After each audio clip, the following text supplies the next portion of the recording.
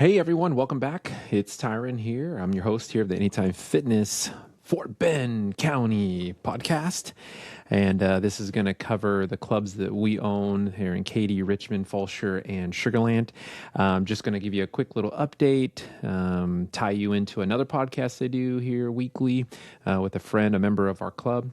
And then we'll see where that leads and then wrap it up and let you guys get back to what you were doing. I would say that first, if you guys don't mind liking and subscribing to these, getting them out to other members of the club or those that are not members, certainly helps to get some information out and to share some good information that related to fitness. So definitely helps if you could do that. It's super easy. Just basically hit the like button, subscribe. That definitely can help us out. All right, so quickly about the four clubs, that as far as an update, everything's pretty much status quo when it comes to the Sugarland, Fulshire locations, and even here in Richmond. The Pinnacle location, though, it's actually going on right now. We have the survey taking place for the refresh.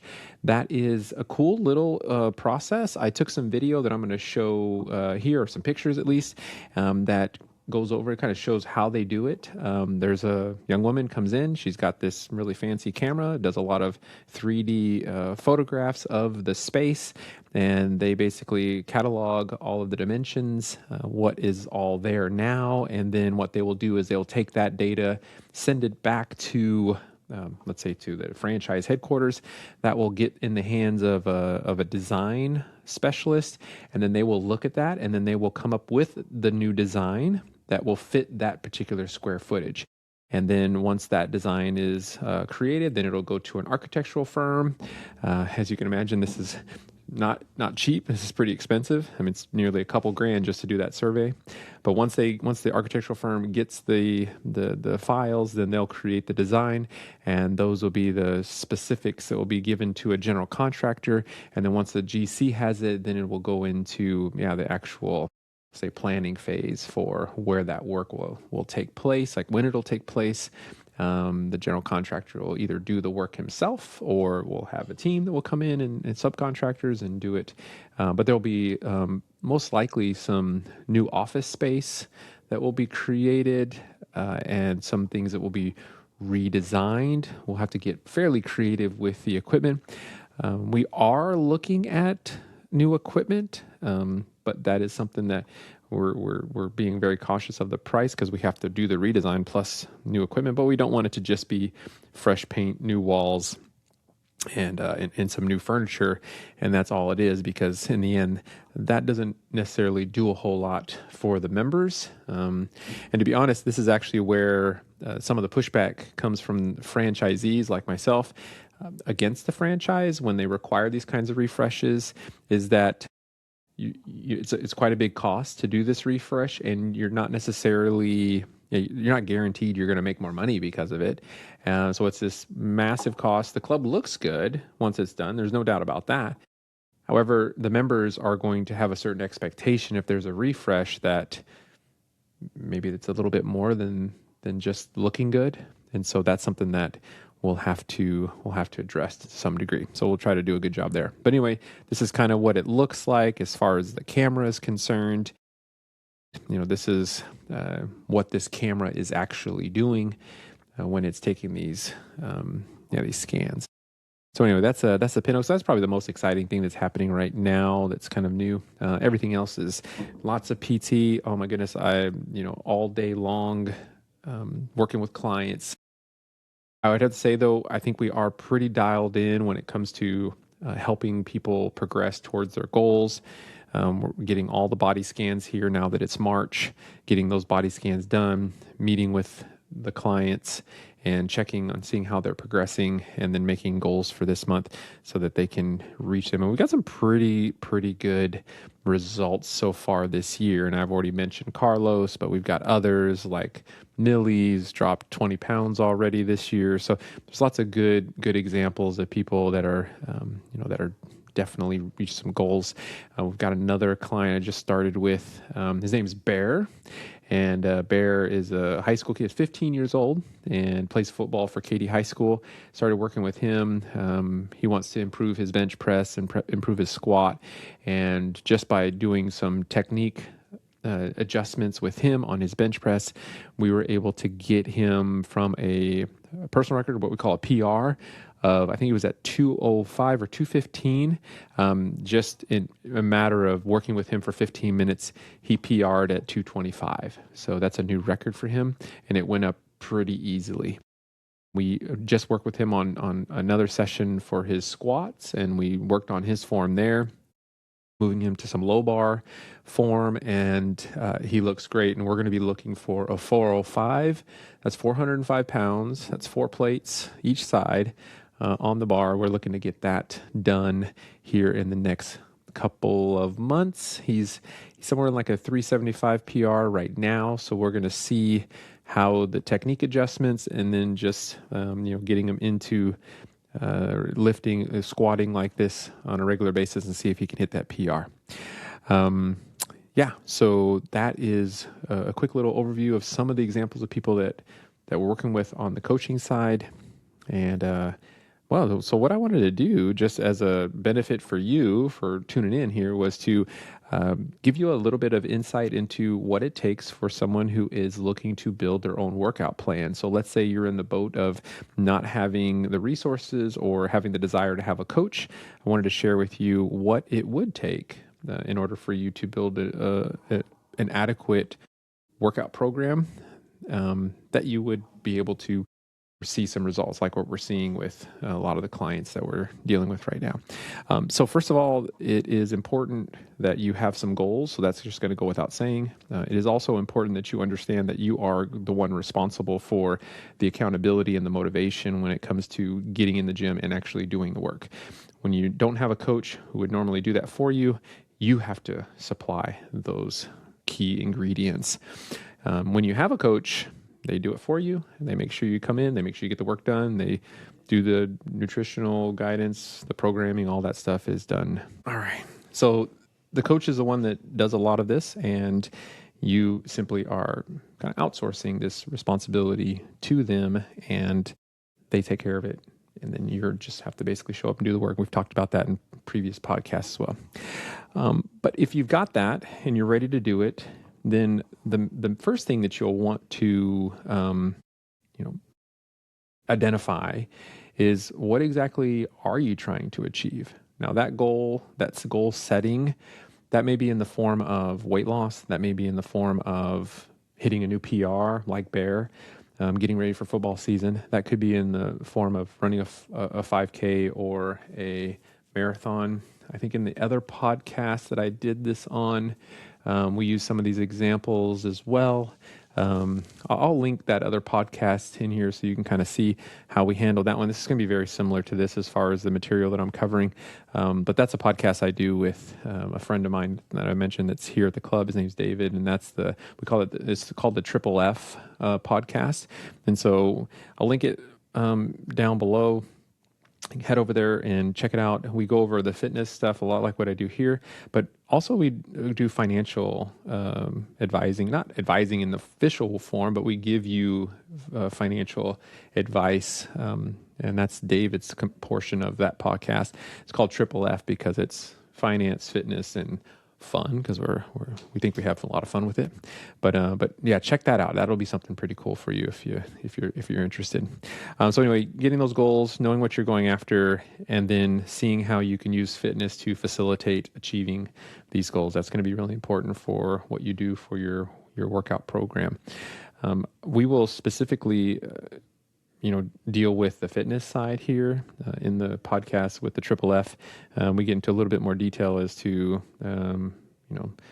more topics, but you can go check that out. I'm just going to be very high level here. So anyway, you've got what you're trying to achieve, and then you're going to look at what your availability is. Now, this means your availability as to when you can actually come into the club or into the gym to actually work out.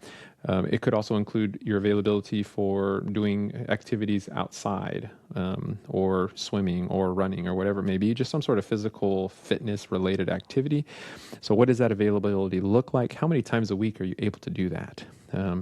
Traditionally, we see that those that are able to do at least 4 times a week make the adequate amount of progress. Eventually, you're going to need to bump that up maybe to 5. I wouldn't, 6 times a week is really difficult, but if you've got somebody that's a bit younger, can recover pretty healthy, then 6 times a week is possible. But those rest days are really important. And in future episodes, we'll talk about recovery and how that factors into plans like this. But right now, we're going to talk about the actual working part as opposed to the resting. So your availability, in the example I'm going to share in a second, we're going to talk about, let's say a 4-day split, which is typically like what I'm doing on a regular basis, is working out 4 days a week and then having those other days as rest days. And it really is dictated by a lot of things, but most of the time is dictated by a really busy schedule. If you're not that busy, then generally coming into the gym actually helps to fill that time. You don't get as bored. Anyway, your availability. So the other thing you want to look at is your experience level. When you look at someone who's just coming into the gym for the first time, they're a beginner, they're going to want to work on the basics, sort of the basic movements, focus on working with machines rather than a lot of free weight exercises, until they build up the sort of muscle memory and the ability to handle loads and stresses on their joints and tendons and muscle groups. You want to ease into those areas. I wouldn't have somebody who just comes in to go, hey, let's go jump on in the squat rack and let's start doing some, really, really heavy squats. You wouldn't do that. The other thing would be working on technique. Form is going to be really important for someone who is just starting out. And that is because a lot of those joints, tendons, and such are just not used to the stresses that we're putting on them. And so we want them to build up that kind of strength so that as we do get heavier, if the form does collapse, that we're not putting them at risk of really hurting themselves. So the experience level is going to be important. If you're someone who's maybe more intermediate, you've been doing this for a year to 2 to 3 years, then you may want to look more into making sure you're logging what you're doing. Find that people that do log their workouts and what they're actually moving, the weight they're moving, it's easier for them to try to push themselves in the future workouts. Another thing that you could consider that would help someone who's an intermediate is timing your rest breaks. I see too often people are just sitting on their phones in between their sets, and this is just such a killer for progress. So really, just don't have your phone with you, or if you do have your phone, make sure you have a timer going so that you're not getting sort of lost in doom scrolling on TikTok and stuff like that. And before you know it, you've been resting for 10 minutes. And that also can be annoying for other members to see you just there on your phone.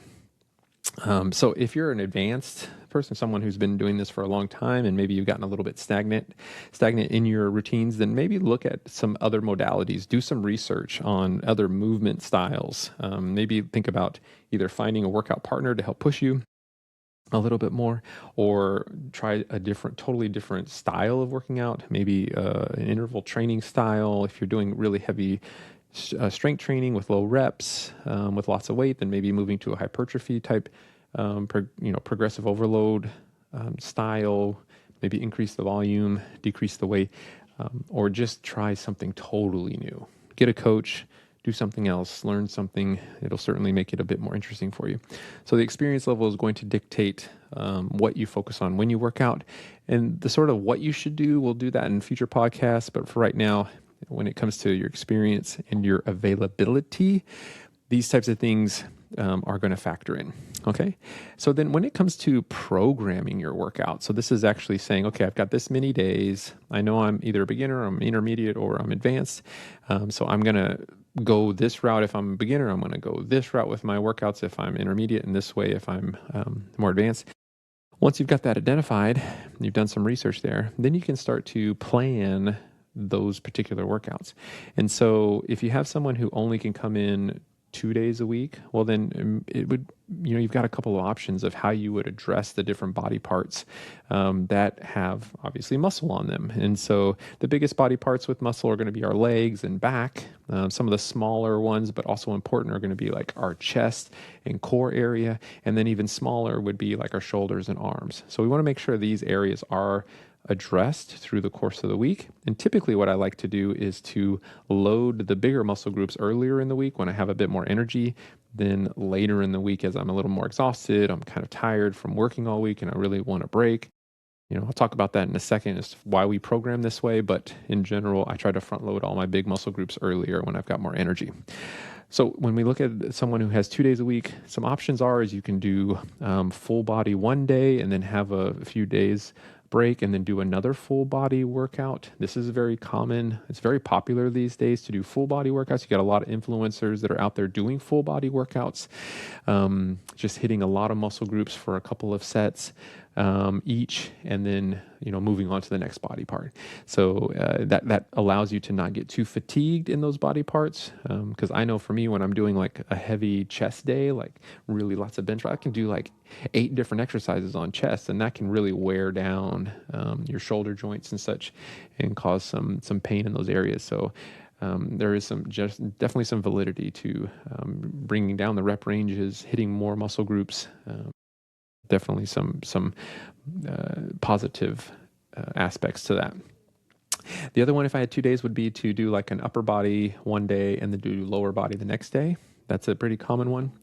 And then if I had somebody who had 3 days a week, so common programming, or let's say splitting up your body parts, would be to do an upper body on day 1, take a day rest, and then do lower body on day 2, take a rest or 2 days rest, and then do upper body again, and then rest, and then come back the following week and switch it. Do lower body, rest a day, then do upper body, rest a couple days, and then do lower body again, and then just sort of alternating those, which upper body or lower body is sort of dominating 2 versus 1. So that's a pretty common one you can do. The other one that I actually like to do would be to do a upper body on day 1, rest, do lower body on day, let's say 3, rest for a couple days, and then do a full body there on day 5 or whatever it ends up being, 5 or 6, and then resting again, and then starting it over and keeping that routine for, let's say, 6 weeks, and then switching it up. If I had somebody who has 4 days available, which is what is ideal, and the people that we tend to work with, we advise that, hey, you need to get in here at least 4 days a week, and that can be a combination of 3 days of strength training plus a day of cycling or swimming or whatever you want to do. But if I have 4 days and those 4 days are going to be built on strength training, then the way I would structure that is that I would have different body parts, or let's say different movements, that I would focus on one day to the next. So for example, there is a common term within our world called push. Now, this is like pushing things away from us. So the muscles that are involved when pushing things away from us would be like our chest, shoulders, at least our front deltoid, our front shoulder here, and triceps, the muscle that's here at the back of the arm. So that would be our pushing muscles, and I would have a day dedicated to just those muscle groups. Okay. The other second day of the 4 days, I would have then set to legs. So this kind of moves away from the upper body muscles and moves to the lower body, and there I would get my thighs, my hamstrings, my glutes, maybe calves. I'm not a big calf person. I played a lot of basketball when I was younger, so it's not that I don't need that kind of development because they're already there. But if you have small calves, go for it. I have my theories as to whether or not calf work really makes a big difference, but hey, floats your boat, go for it. All right, so then I would do so this would be day 3. I would then come back up to the upper body, but then I would do pulling motion. So this is everything I'm pulling towards me. So muscles that are used there would be your back, obviously, right? Because you're pulling, and then your biceps. That's the muscle that sits at the front of your arm. So back and biceps. And then for my 4th day, I would likely do arms, core work, and maybe shoulders if I felt like I didn't really hit them very hard, or if I've had quite a bit of separation from my push day. So that's how I would do it. So just quick recap. I'd have a push day. I would have a lower body day, a pull day, and then an arm day with maybe shoulders, and then certainly some core there. All right. So that's how I break it. Now, if I had 5 days and 6 days, I basically would just break up those body parts. So I'll give you an example on a 5-day rotation. Let's see if I can get this right. 5 days, I would do push day or chest day. I would then do lower body or leg day. I would then do back day. Let's say that would be like Wednesday. So Monday, Tuesday, Wednesday. And then on Thursday, I would do shoulders. And then on Friday, this is my day 5, or maybe rested that Friday and then come in on Saturday and do arms. So that would be my 5-day split. And just for an added bonus, if I had 6 days, what I would do is I would do Monday, chest day, Tuesday, quadricep day in calves. Quads and calves would be my Tuesday. Wednesday would be my back day.